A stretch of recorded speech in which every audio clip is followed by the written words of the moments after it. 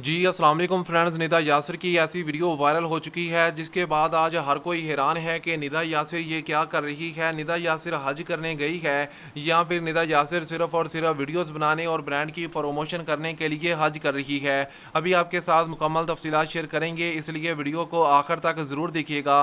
निदा यासिर जिसने हज से लेकर एक एक चीज़ को कवर किया और हर चीज़ को अपने कैमरे की आंख में रिकॉर्ड कर रही है। और निदा यासिर ने एक कैमरा मैन भी रखा हुआ है जो कि निदा यासिर के ब्रांड्स की प्रमोशन के हवाले से वीडियोस को रिकॉर्ड करता है। और अभी जो हम आपके साथ ये तस्वीर शेयर करने वाले हैं इसमें भी आप देख सकते हैं कि निदा यासिर जो कि एक साइड पर खड़ी है और ब्रांड्स की प्रमोशन कर रही है, और निदा यासिर ने एक कैमरा मैन भी अपने साथ हज के लिए ले जाया हुआ है और वहाँ पर वो कैमरा मैन निदा यासिर की वीडियोज़ भी रिकॉर्ड कर रहा है।